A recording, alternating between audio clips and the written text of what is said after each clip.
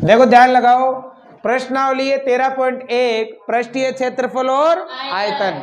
बेटा आज की इस क्लास में सवाल नंबर 3 से आगे के सवालों को करेंगे। कलम ने सवाल नंबर 2 तक कर लिए थे और इसका जो बेसिक किया था हमने 2 क्लासों में, उसमें सभी सूत्र और अच्छी तरह से मैंने आपको बनाने सिखाए थे और उनको आप याद करना। सभी सूत्र अगर आपको याद है तो सवालों को आप बड़ी आसानी से हल कर सकते हो। तो देखो देखते हैं सवाल नंबर 3 में क्या लिखा है। किसी आयताकार होल के पर्स का परिमाप 250 मीटर है। एक आयताकार होल है, इसके पर्स का क्या दे रखा है? परिमाप। कितना दे रखा है? 250 मीटर। मान लो देखो आयताकार होल ऐसा होगा, ये आयताकार होल है ना, और इसके पर्स का परिमाप, पर्स मतलब ये वाला पूरा, परिमाप का मतलब होता है इन चारों का योग, है ना। कितना दे रखा है? 250 मीटर। अब आगे कह रहा है यदि ₹10 प्रति मीटर स्क्वायर की दर से चारों दीवारों पर पेंट कराने की लागत ₹15,000 है। अभी इस पर्स है तो पर्स के ऊपर कमरा है तो इसका मतलब दीवारें भी होगी इसमें, तो 4 दीवारें भाई, ये हो गए आपके 4 दीवारें, अरे ऐसे कमरा है, ऐसा ध्यान से देखना इधर, ऐसे बढ़ गया कमरा। अब इस कमरे की चारों दीवारों पर क्या करना है? पेंट करना है, और उस पेंट का खर्च आ रहा है कितना? 15,000। यानी कि 1 मीटर का कितना रुपया लगता है? 10 रुपया। और टोटल खर्चा कितना लगता है? 15,000। तो इस होल की ऊंचाई ज्ञात कीजिए। होल की ऊंचाई क्या करनी है? ज्ञात। जैसे अपना ये होल ही मान लो, ये इसका पर्स है, ये इसकी चारों दीवारें हैं, है ना। अब इस पर्स का परिमाप दे रखा है और इस होल की चारों दीवारों पर पेंट कराने का क्या दे रखा है? खर्चा दे रखा है। ठीक है। अब देखो सबसे पहले तो क्या दे रखा है, सबसे पहले तो मैं लिख देता हूं परिमाप। क्या लिखे? होल के पर्स का परिमाप। होल के पर्स का परिमाप बताओ बेटा कितना है? कितना है भाई? 250 मीटर। अब बताओ होल कैसा है? आयताकार, यानी कि किसका परिमाप? आयत का। बताओ सूत्र क्या है? 2 कोष्ठक लंबाई प्लस चौड़ाई बराबर कितना है? 250। यही है आयत के परिमाप का सूत्र, होता है 2 कोष्ठक लंबाई प्लस चौड़ाई। कितना है? 250। अब देखो एक और चीज दे रखी है, 10 रुपए प्रति मीटर स्क्वायर की दर से चारों दीवारों पर पेंट कराने की लागत कितनी है? 15,000 रुपए। चारों दीवारों पर पेंट कराने की लागत दे रखी है। अब यहां से हम क्या ज्ञात करेंगे? चारों दीवारों का क्षेत्रफल ज्ञात करेंगे। चारों दीवारों का क्या ज्ञात करोगे? अब चारों दीवारों का क्षेत्रफल कैसे ज्ञात होगा?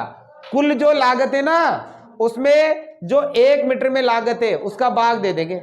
देखो कल हमने क्या किया था, कल हमें क्षेत्रफल दे रखी थी और 1 मीटर की लागत दे रखा था, दे रखी क्षेत्रफल हमने ज्ञात किया था, 1 मीटर की लागत दे रखी थी। उस 1 मीटर की लागत से किसको गुणा किया था? क्षेत्रफल को गुणा किया था, तो कुल लागत आ गई थी। अब अगर 1 मीटर की लागत दे रखी हो और कुल लागत दे रखी हो तो हम उसे क्या निकाल सकते हैं? क्षेत्रफल। तो हम यहां पर क्या निकालेंगे? यहां निकालेंगे चारों दीवारों का क्षेत्रफल। चारों दीवारों का क्षेत्रफल। अब देखो चारों दीवारों का क्षेत्रफल कैसे निकलेगा? बताओ कैसे निकलेगा? सबसे ऊपर तो क्या आएगी? कुल लागत। क्या आएगी? कुल लागत बटा क्या आएगी? 1 मीटर स्क्वायर की लागत। 1 मीटर स्क्वायर की बताओ कुल लागत कितनी है? 15,000। कितनी है? बटा 1 मीटर की लागत कितनी है? 10 है। अब बताओ चारों दीवारों का क्षेत्रफल ज्ञात करने का सूत्र क्या होता है? कल बताया था क्या होता है? 2 कोष्ठक लंबाई प्लस चौड़ाई इंटू ऊंचाई। ये होता है 2 कोष्ठक लंबाई प्लस चौड़ाई इंटू ऊंचाई। देखो 0 से 0 बताओ क्या आया? 2 कोष्ठक लंबाई प्लस चौड़ाई इंटू ऊंचाई बराबर आ गया कितना? 1500। 1500 आना मीटर, क्षेत्रफल लेने तो मीटर स्क्वायर आ जाएगा। क्या आ जाएगा? Metre square. आगे समझ में? अब देखो 2 कोष्ठक लंबाई प्लस चौड़ाई का मान ये रहा, कितना है? तो बताओ इसकी जगह क्या लिख सकते हैं? 250 इंटू ऊंचाई बराबर कितना है? 1500। बताओ मैं क्या ज्ञात करनी है? गुणा है तो बताओ ऊंचाई आ जाएगी दो कितना? 1500 बटा 250। 0 से 0 25 6 150। 6 बार कटेगा। कितनी बार कटेगा? बताओ ऊंचाई कितनी आ गई? 6 क्या मीटर। बताओ होल कितना ऊंचा है? 6 मीटर ऊंचा है। आगे समझ में? सिंपल ही था। सबसे पहले क्या निकालेंगे, चारों दीवारों का क्षेत्रफल। क्या होता है, कुल लागत बटा 1 मीटर स्क्वायर की लागत। कुल लागत कितनी है, 1500, 1 मीटर की लागत कितनी है, 10 रुपए। 10 का भाग इसमें देंगे तो आ जाएगा चारों दीवारों का क्षेत्रफल। आ गया। अब हमें क्या दे रखा है, होल के पर्स का परिमाप कितना है, 250। आना बताओ परिमाप का सूत्र क्या होता है, क्योंकि होल आयताकार है, आयत का परिमाप 2 कोष्ठक लंबाई प्लस चौड़ाई 250 है। गया। हमें ज्ञात करनी थी होल की ऊंचाई। क्या ज्ञात करनी थी, तो देखो चारों दीवारों का क्षेत्रफल होता है 2 कोष्ठक लंबाई प्लस चौड़ाई इंटू ऊंचाई, 1500 मीटर स्क्वायर आ गया। अब देखो ये 2 कोष्ठक लंबाई प्लस चौड़ाई का मान कितना है, 200। ऊंचाई ज्ञात करनी है, गुणायत किसमें जाएगा, भाग में। आया समझ में, उतारो। अब देखो भाई सवाल नंबर 4, ध्यान देना भाई, ठीक है ना। किसी डिब्बे में भरा हुआ पेंट 9.375 मीटर स्क्वायर के क्षेत्रफल पर पेंट करने के लिए पर्याप्त है। कोई डिब्बा है, मान लो ये डिब्बा है और इस डिब्बे में क्या भरा हुआ है, पेंट। अब इस पेंट से हम कितने क्षेत्र पर पेंट कर सकते हैं, 9.375 मीटर स्क्वायर। ये क्षेत्रफल दे रखा है। क्या दे रखा है, किसका क्षेत्रफल, पेंट का क्षेत्रफल। पेंट का क्षेत्रफल, पेंट का दे रखा है, मतलब इसमें जो पेंट भरा हुआ है ना, उस पेंट से हम इतने क्षेत्रफल पर क्या कर सकते हैं, पेंट कर सकते हैं। ठीक है। अब आगे लिखा है, इस डिब्बे के पेंट से 22.5 सेंटीमीटर, 10 सेंटीमीटर, 7.5 सेंटीमीटर विमाओं वाली कितनी ईंट पेंट की जा सकती है। अब हमें बताना कि इस डिब्बे में ये जो पेंट भरा हुआ है ना, इस पेंट से हम कितनी ईंटों को पेंट कर सकते हैं। देखो ईंट कैसी है, घनाभाकार होती है। कैसी होती है, क्योंकि देखो लंबाई चौड़ाई ऊंचाई अलग अलग है ना, इसका मतलब ये ईंट घनाभाकार है भाई, ऐसी ईंटें है। अब हमें बताना है कि ऐसी कितनी ईंटें इस पेंट से हम पेंट कर सकते हैं। अब बताओ ईंट की लंबाई कितनी है, लंबाई 22.5 ये लंबाई है, यानी ये 22.5। चौड़ाई कितनी है, 10। ऊंचाई कितनी है, 7.5 सेंटीमीटर। अब देखो यहाँ तो है मीटर और यहाँ क्या है, सेंटीमीटर। या तो दोनों को बदलो मीटर में, या दोनों को बदलो सेंटीमीटर। देखो यहाँ 3 सेंटीमीटर है, या मीटर को बदल लेते हैं। बताओ, चूंकि 1 मीटर बराबर कितना होता है, 100 सेंटीमीटर होता है, लेकिन यहाँ मीटर स्क्वायर है। यहाँ क्या है, तो बताओ 1 मीटर स्क्वायर बराबर होगा 100 इंटू 100, स्क्वायर है तो 100 इंटू 100 हो जाएगा। आगे समझ में। अब हमें इसको बदलना है, इसलिए बताओ 9.75 मीटर स्क्वायर को क्या करेंगे, गुणा कर देंगे, इंटू किसे, 100 इंटू 100 से, है ना, या डायरेक्ट कितनी जीरो लगा लो, 4, 10,000 हो जाएगा। अब गुणा करो बेटा, तो देखो 1 2 3 के बाद पॉइंट है, ये उधर पीछे चल, 4 जीरो है ना, तो पीछे चला जाएगा, तो 9 3 7 5 1 जीरो आ जाएगी, क्योंकि पॉइंट 4 जीरो है तो 4 के बाद जाएगा, तो 1 2 3 4, और ये हो जाएगा सेंटीमीटर स्क्वायर। आगे समझ में। तो अब इस पेंट का क्षेत्रफल हमने किस में बदल लिया, सेंटीमीटर। अब हमें ज्ञात करनी है ईंटों की संख्या, तो कैसे ज्ञात करेंगे, पहले एक ईंट का क्षेत्रफल ज्ञात करेंगे। एक ईंट का क्या ज्ञात करेंगे, फिर उस ईंट के क्षेत्रफल का इस पेंट के क्षेत्रफल में क्या दे देंगे, भाग। क्या दे देंगे, तो क्या आ जाएगी, ईंटों की संख्या। देखो बेटा, अगर आपको ईंटों की संख्या ज्ञात करनी है, ईंट की संख्या ज्ञात करनी है, तो इसके लिए सूत्र बनता है, ध्यान से समझो। क्या सूत्र बनता है, पेंट का कुल क्षेत्रफल, पेंट का कुल क्षेत्रफल, है ना, क्षेत्रफल बटा एक ईंट का क्षेत्रफल, एक ईंट का क्षेत्रफल। अब ईंट देखो, पेंट का क्षेत्रफल तो है हमारे पास, ये रहा है। अब किसका क्षेत्रफल ज्ञात करना है, ईंट। अब देखो ईंट में पेंट कहाँ होगा, 4, मतलब 6 फलक होते हैं उसमें, टोटल 6 है ना, तो पूरे चारों तरफ भी पेंट होगा कंप्लीट, तो वो है क्या, वो क्या आएगा, घनाभ का संपूर्ण पृष्ठीय क्षेत्रफल। ईंट घनाभाकार है ना, तो क्या आएगा, घनाभ का संपूर्ण पृष्ठीय क्षेत्रफल। देखो यहाँ आएगा आपके, हम ज्ञात करेंगे, क्या ज्ञात करेंगे, ईंट का क्षेत्रफल, ईंट का बताओ बेटा, घनाभ का संपूर्ण पृष्ठीय क्षेत्रफल का सूत्र क्या है, लंबाई इंटू चौड़ाई प्लस चौड़ाई इंटू ऊंचाई, ऊंचाई प्लस इंटू लंबाई। दो कोष्टक लंबाई इंटू चौड़ाई प्लस चौड़ाई इंटू ऊंचाई प्लस ऊंचाई इंटू लंबाई, ये होता है। सबको याद है? चलो भाई अब आगे देखो, इधर यहां लिख देता हूं मैं। अब दो का तो दो, यहाँ ईंट का क्षेत्रफल लिख देना आप। दो का तो दो कोष्टक लंबाई कितनी 22.5 इंटू चौड़ाई कितनी 10 प्लस है तो चौड़ाई कितनी 10 इंटू ऊंचाई कितनी 7.5 प्लस ऊंचाई कितनी 7.5 इंटू लंबाई कितनी 22.5। हल करो। दो का तो दो, पहले देखो ये दोनों गुणा करेंगे। यहाँ 10 में एक जीरो है तो ये पॉइंट यहाँ से हट जाएगा, पीछे चला जाएगा। कितना आएगा 225 प्लस यहाँ भी 10 में एक जीरो है तो कितना आएगा 75 प्लस। अब ये दोनों गुणा होंगे, 10-10 थे तो आसान हो गया ना गुणा करना। अब इनको गुणा करो, ये 225 मान लो, इसको गुणा करना है 75 से तो 25 हासिल का 5 दूनी 10 और 2 12 हासिल का 5 दूनी 10 और 1 11 7 पंजे 35 हासिल का 7 दूनी 14 और 3 17 हासिल का 1 7 दूनी 14 और 1 15। ये हो गया 5 7 8 6 1। कितने के बाद पॉइंट 1 और 1 2, 1 और 1 2 के आ गया। कितना आ गया 168.75। दो का तो दो, अब कोई चीज नहीं है तो गुणा लगा देंगे यहाँ। ये 225 और 75 300, 300 क्या 300 468.75 468.75 आ गया। 2 से गुणा कर दो तो देखो 5 दूनी 10 हासिल का 7 दूनी 14 रे 15 हासिल का 1 8 दूनी 16 और 1 17 हासिल का 1 6 दूनी 12 और 1 13 हासिल का और 4 दूनी 8 और 1 9।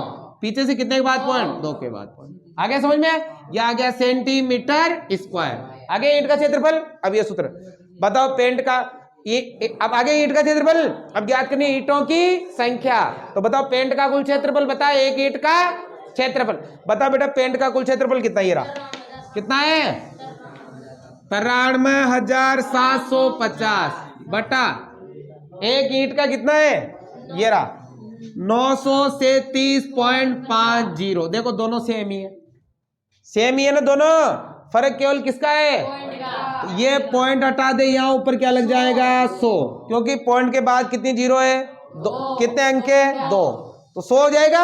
अब देखो सेम है, इसे ये कैंसिल। बताओ ईंटों की संख्या कितनी होगी, कितनी ईंट होगी। तो इस पेंट से हम कितनी ईंटों को पेंट कर सकते हैं 100 ईंटों को। आ गया समझ में, उतारो। अब देखो बेटा सवाल नंबर 5, ध्यान लगाओ इधर।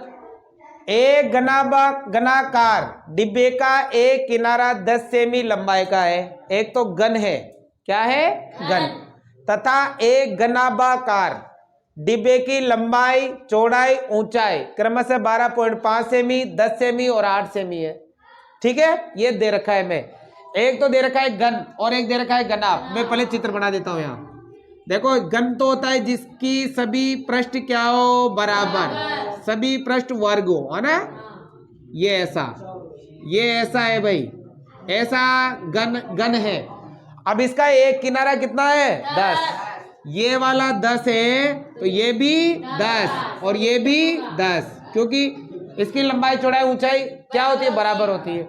अब एक है घनाभ, एक क्या है बेटा घनाभ, जिसमें क्या होते हैं आयत, क्या होते हैं ये भाई घनाभ है भाई।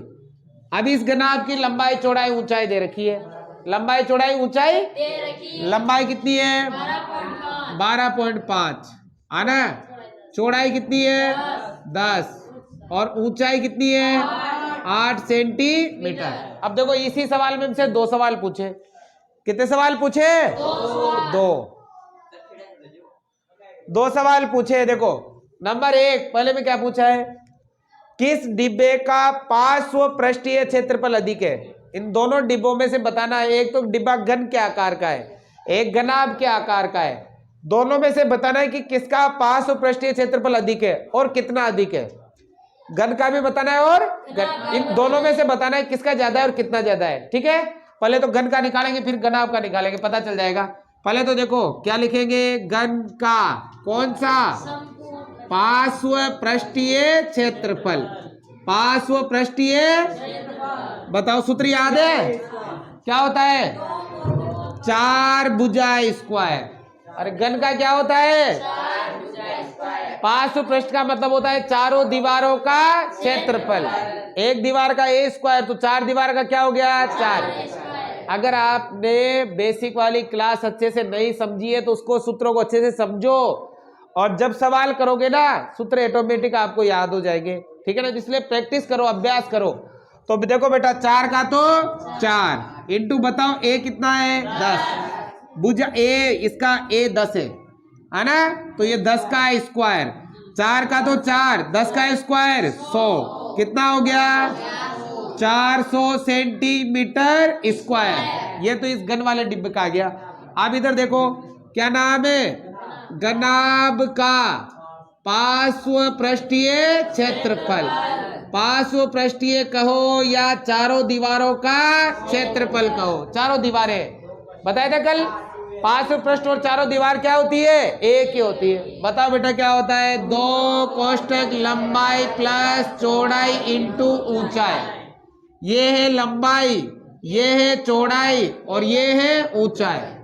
ठीक है, देखो 2 का तो लंबाई कितनी 12.5 प्लस चौड़ाई कितनी और ऊंचाई कितनी 8।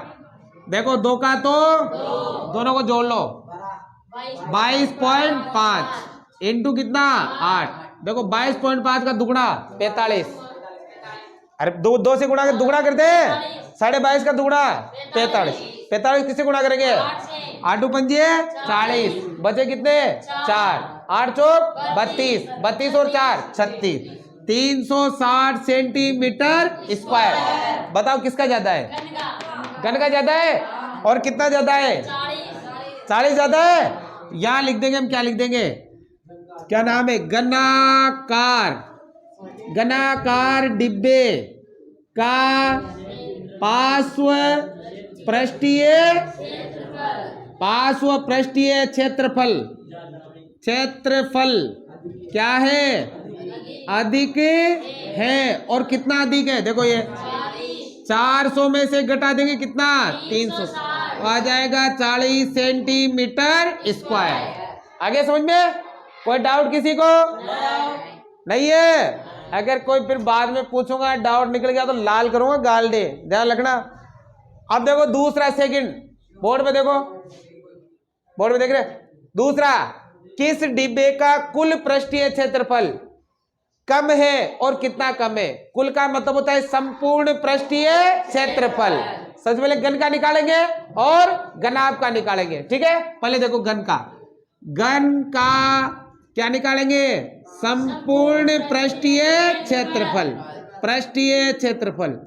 या कुल पृष्ठीय क्षेत्रफल लिख दो, एक ही बात है ना। बताओ बेटा, देखो पार्श्व पृष्ठ में 4 दीवार होती है और संपूर्ण पृष्ठ में 6, छत भी होता है और तल भी होता है। तो 4 का तो 4a और 6 का 6। तो बताओ घन का संपूर्ण पृष्ठ होता है 6a स्क्वायर, 6 का तो a कितना है, घन की भुजा कितनी है 10 है भाई, 10 का स्क्वायर 100 को 6 से गुणा किया सेंटीमीटर स्क्वायर। ये तो आ गया घन का, आ गया। अब किसका, घनाभ का संपूर्ण पृष्ठीय क्षेत्रफल। अब देखो घनाभ का बताया था अभी सूत्र, 2 कोष्ठक लंबाई इंटू चौड़ाई प्लस चौड़ाई इंटू ऊंचाई प्लस ऊंचाई इंटू लंबाई होता है 2 का तो। अब देखो लंबाई कितनी 12.5 इंटू चौड़ाई कितनी 10, प्लस है तो प्लस, चौड़ाई कितनी, ऊंचाई कितनी 8, ऊंचाई कितनी, लंबाई कितनी 12.5, गुणा करते हैं। देखो 2 का तो 12.5 को 10 से गुणा करेंगे, 10 से पॉइंट हट जाएगा, कितना आएगा और 8 10 80 प्लस है तो गुणा कर लो। 8 पंजे हासिल का 8 दूनी 16 और 4 0 हासिल का 8 एकम 8 और 2 10 हो गया। अब देखो पीछे से एक के बाद पॉइंट, यहाँ पॉइंट लगा दो। पॉइंट के बाद 0 का कोई मतलब ही नहीं है, केवल कितना हो गया 100। देखो 2 का तो जोड़ो सबको, ये हो गया 205 305 कितना हो गया 305 का दुगुना 610 सेंटीमीटर स्क्वायर। बताओ किसका कम है, घना का, घन का कम है, कितना कम है 10, कितना कम है। देखो यहां लिख देंगे हम, क्या लिखेंगे, यहां लिख देता हूं मैं, क्या लिख लेंगे, क्या लिखेंगे भाई, घनाकार डिब्बे का कुल पृष्ठीय क्षेत्रफल क्या है, कम है। और कितना कम है 610 में से घटा देंगे 600 है ना, तो बताओ कितना आ जाएगा 10 सेंटीमीटर स्क्वायर। आगे समझ में, बिल्कुल आसान था। उतारो, टाइम हो गया क्या, ठीक है भाई। आज की क्लास यही समाप्त। समझ में आया हो तो लाइक शेयर सब्सक्राइब जरूर से जरूर करें।